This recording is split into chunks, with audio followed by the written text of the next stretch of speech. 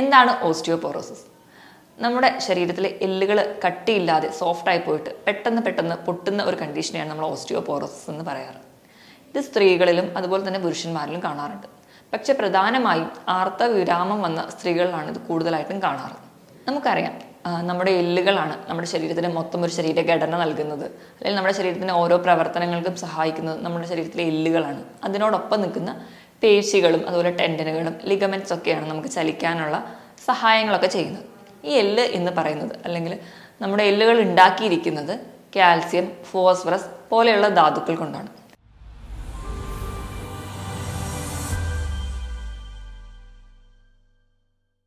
ഞാൻ ഡോക്ടർ പ്രിയ, Q1T health കെയറിലെ homoeopathic ഫിസിഷ്യനാണ്. പണ്ട് നമ്മുടെ ഇടയിലൊക്കെ ചെറിയ വീഴ്ചകളിലൊക്കെ ഒടിവ് കോമൺ ആയിട്ട് കാണാറുണ്ടായിരുന്നില്ല. പക്ഷേ ഇന്ന് ഒരു 30 വയസ്സ് കഴിയുമ്പോൾ തന്നെ നമ്മൾ ഒന്ന് വീഴുമ്പോൾ ബോഡി ബാലൻസ് ചെയ്യാൻ വേണ്ടി കൈ കുത്തുമ്പോൾ കൈയിൻ്റെ കുഴ പെട്ടെന്ന് പൊട്ടുക, അല്ലെങ്കിൽ തന്നെ പെട്ടെന്ന് കാലുകളും അല്ലെങ്കിൽ കൈകളിലൊക്കെ എല്ലുകൾ പൊട്ടുന്ന ഒരു കണ്ടീഷൻ നമ്മുടെ ഇടയിൽ ഇന്ന് കാണാറുണ്ട്. ഈ കണ്ടീഷനെയാണ് നമ്മൾ ഓസ്റ്റിയോപോറോസിസ് എന്ന് പറയുന്നത്. ഇന്ന് നമുക്ക് എന്താണ് ഓസ്റ്റിയോപോറോസിസ്, എന്തുകൊണ്ടാണ് ഇത് പ്രധാനമായിട്ടും ഉണ്ടാകുന്നതെന്നും നമുക്ക് ഒരു പരിധി വരെയൊക്കെ എങ്ങനെ നമ്മുടെ ഭക്ഷണത്തിൽ മാറ്റം വരുത്തുന്നതിലൂടെ മാനേജ് ചെയ്യാം എന്നും നോക്കാം. എന്താണ് ഓസ്റ്റിയോപോറോസിസ്?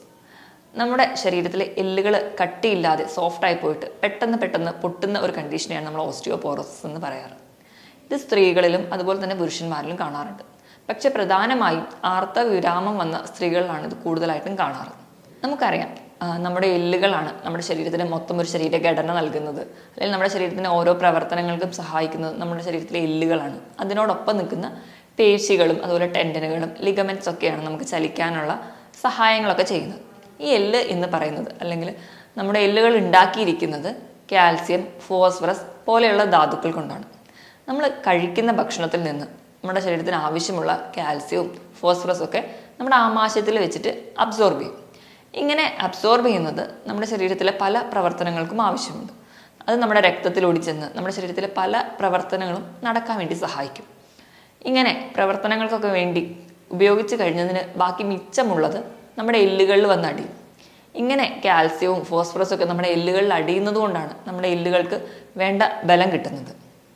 പ്രധാനമായും നമ്മൾ പറയാറുണ്ട്, നമ്മളെ കുട്ടിക്കാലത്ത് കഴിക്കുന്ന ഭക്ഷണമാണ് നമുക്ക് ആരോഗ്യം നൽകുന്നത്. അത് വളരെ ശരിയാണ്.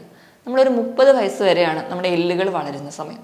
നമ്മൾ ആ ഒരു 30 വയസ്സ് വരെയുള്ള പ്രായത്തിൽ നമ്മൾ കഴിക്കുന്ന ഭക്ഷണത്തിൽ നിന്നാണ് നമുക്ക് എല്ലിൻ്റെ ശക്തിക്ക് ആവശ്യമായിട്ടുള്ള ധാതുക്കളൊക്കെ കിട്ടുന്നത്.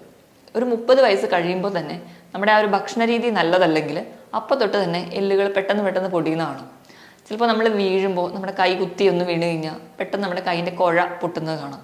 അല്ലെങ്കിൽ ചിലപ്പോൾ നടുവിന് ഭയങ്കര വേദന, ചിലപ്പോൾ നട്ടെല്ല് പെട്ടെന്ന് ഡിസ്ക് പുറത്തേക്ക് തള്ളി വരിക.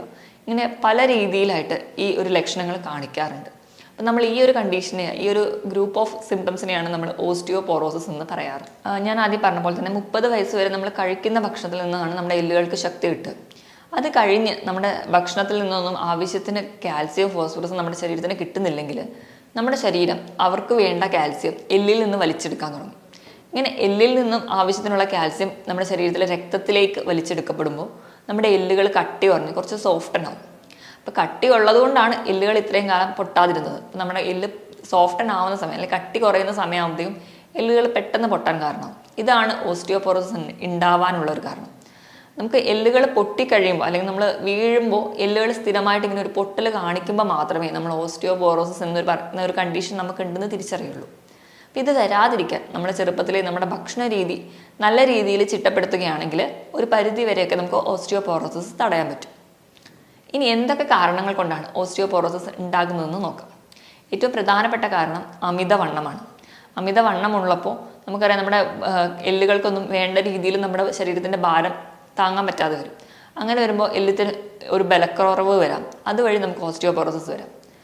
ഇത് കൂടാതെ പ്രായമാകുമ്പോൾ ഞാൻ നേരത്തെ പറഞ്ഞതുപോലെ ഭക്ഷണ രീതിയിൽ വേണ്ടത്ര കാൽസ്യം ഒന്നും ഇല്ലെങ്കിലും ഓസ്റ്റിയോപോറോസിസ് വരാം. ഇതല്ലാതെ മറ്റു പല രോഗങ്ങൾ കൊണ്ടും ഓസ്റ്റിയോപോറോസിസ് ഉണ്ടാവാം.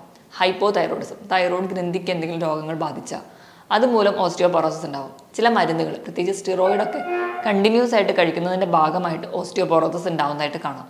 അതുപോലെ തന്നെ നമ്മൾ പുകവലി, മദ്യപാനം പോലെയുള്ള ദുശ്ശീലങ്ങളുള്ളവരാണെങ്കിൽ അത് ഈ ഓസ്റ്റിയോപോറോസിസ് കണ്ടീഷന് ഒരു കാരണമാകാറുണ്ട്. പുകവലി നമുക്കറിയാം, നമുക്ക് ശരീരത്തിന് യാതൊരുവിധ ഗുണങ്ങളും ചെയ്യില്ല. നമ്മുടെ ശരീരത്തിൽ രക്തക്കൊഴലുകളൊക്കെ ചുരുങ്ങി പോകാൻ കാരണമാകുന്നത് ഈ പുകവലിയിലുള്ള നിക്കോട്ടിൻ എന്ന് പറയുന്ന കണ്ടന്റാണ്. ശരീരത്തിനും അതുപോലെ നമ്മുടെ എല്ലുകൾക്കും വേണ്ട രക്തമൊന്നും പമ്പ് ചെയ്യാൻ പറ്റാതെ വരിക. അങ്ങനെ വരുമ്പോൾ അതിൻ്റെ വളർച്ചയെ ബാധിക്കുക. അതുവഴി നമുക്ക് എല്ലുകളുടെ വളർച്ച കുറയുന്നതായിട്ട് കാണാം. ചില ജനിതക രോഗങ്ങൾ കൊണ്ട് ഉണ്ടാവാറുണ്ട്. അതുപോലെ നമ്മൾ ഹൈ കലോറി ഫുഡ് കഴിക്കുകയാണെങ്കിൽ, അതായത് നമ്മൾ മധുര പലഹാരങ്ങളും മധുര പാനീയങ്ങളൊക്കെ അധികം കഴിക്കുകയാണ്. അപ്പോൾ നമ്മൾ വേണ്ട രീതിയിൽ നമുക്ക് ശരീരത്തിന് ആവശ്യമായിട്ടുള്ള കാൽസ്യം ഒക്കെ കഴിക്കാതെ വരികയാണെങ്കിലും നമുക്ക് ഓസ്റ്റിയോപോറോസിസ് പെട്ടെന്ന് ഉണ്ടാവുന്നതായിട്ട് കാണാം.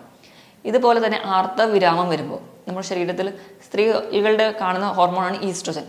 ആർത്തവം നിൽക്കുന്നതോടെ ഈ ഹോർമോൺ കുറയുകയും ഇതുവഴിയും എല്ലിൻ്റെ കട്ടി കുറയുന്നതായിട്ട് കാണാം.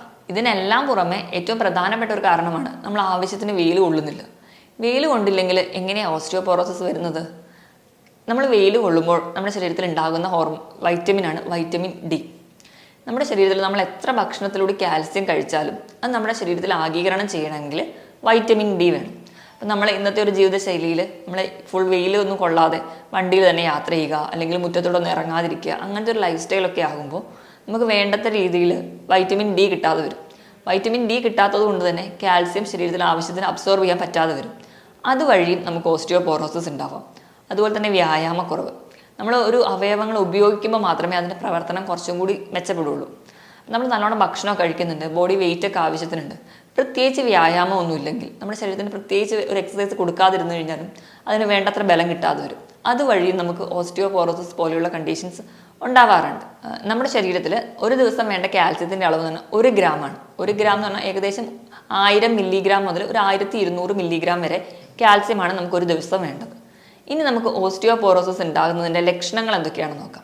ഏറ്റവും പ്രധാന ലക്ഷണവും ഏറ്റവും കോമൺ ആയിട്ട് കാണുന്നത്, നമ്മൾ വീഴുമ്പോൾ ചെറുതായിട്ടൊന്ന് വീണാൽ പോലും പെട്ടെന്ന് അവിടെ ബാധിക്കുന്ന ആ ഒരു അസ്ഥികൾക്ക് അല്ലെങ്കിൽ സന്ധികൾ പൊട്ടുക.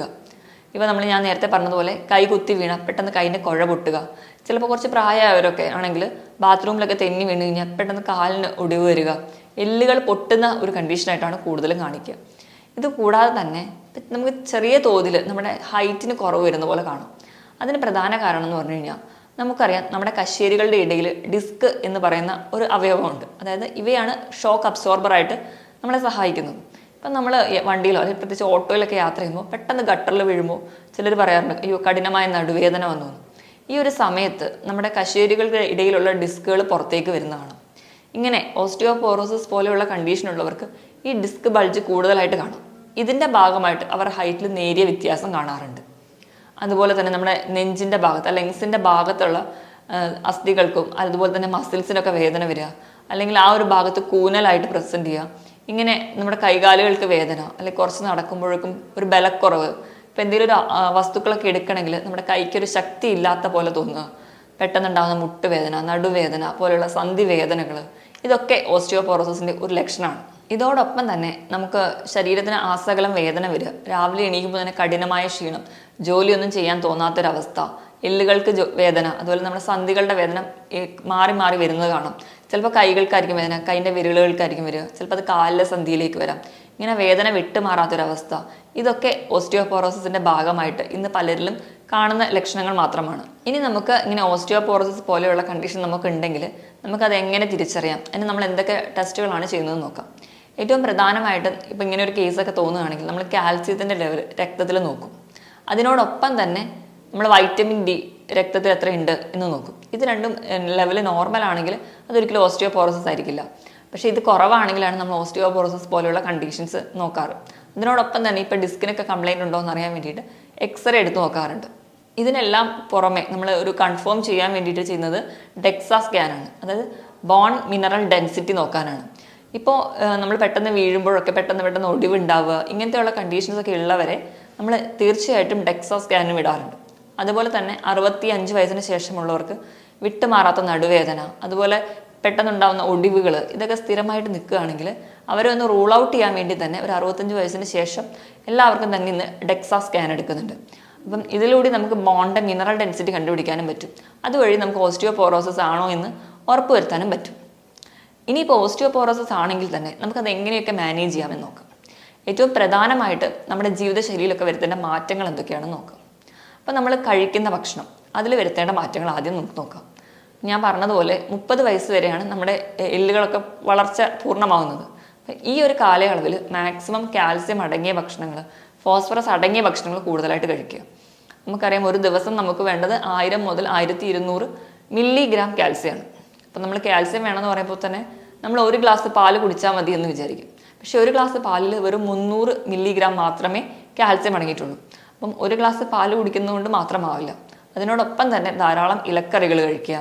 അതുപോലെ തന്നെ നമുക്ക് അല്ലാതെ തന്നെ കാൽസ്യം അടങ്ങിയ ചെറിയ ചെറിയ മത്സ്യങ്ങൾ കഴിക്കാം. കക്ക, ഞണ്ട്, കൊഞ്ച് തുടങ്ങിയ കടൽ മത്സ്യങ്ങൾ കഴിക്കാം. ഇതിലൊക്കെ ധാരാളം കാൽസ്യം അടങ്ങിയിട്ടുണ്ട്. അതുപോലെ മുട്ട കഴിക്കാം. അതുപോലെ തന്നെ പാലിൻ്റെ ഐറ്റംസ് ആയിട്ടുള്ള തൈര്, മോര് തുടങ്ങിയ ഭക്ഷണങ്ങൾ സ്ഥിരമായിട്ട് ഉൾപ്പെടുത്തുകയാണെങ്കിൽ ഒരു പരിധി വരെയൊക്കെ നമുക്ക് കാൽസ്യം നമ്മുടെ ശരീരത്തിന് ലഭിക്കുന്നതാണ്. പ്രത്യേകിച്ച് നമുക്കറിയാം കുട്ടികളൊക്കെ ഇലക്കറികൾ കഴിക്കാൻ ഭയങ്കര മടിയായിരിക്കും. ഇങ്ങനെ ചെറുപ്പകാലത്ത് തന്നെ ഇലക്കറികൾ കഴിക്കാത്തവരിലാണ് പിന്നീട് ഓസ്റ്റിയോപോറോസിസ് പോലെയുള്ള കണ്ടീഷൻസ് വരുന്നത് കോമൺ ആയിട്ട് നമുക്ക് കാണുന്നത്. ഇതിനോടൊപ്പം തന്നെ പുകവലി, മദ്യപാനം പോലെയുള്ള ദുശ്ശീലങ്ങൾ ഉള്ളവരാണെങ്കിൽ അത് നിർത്തുക. അതോടൊപ്പം തന്നെ വൈറ്റമിൻ ഡി കിട്ടാൻ വേണ്ടിയിട്ട് ദിവസവും ഒരു 10 മിനിറ്റെങ്കിലും രാവിലെ 10 മണി മുതൽ ഉച്ചയ്ക്ക് 1 മണി വരെയുള്ള സൂര്യപ്രകാശം കൊള്ളാൻ വേണ്ടി ശ്രദ്ധിക്കുക. അപ്പം നമുക്ക് ഡയറക്റ്റ് ആയിട്ട് ഫേസിൽ വീഴാത്ത രീതിയിൽ നമ്മുടെ സ്കിന്നിലോ നമ്മുടെ കയ്യിലോ കാലിലോ ഒക്കെ വെയിൽ കൊള്ളാൻ വേണ്ടി ശ്രദ്ധിക്കുക.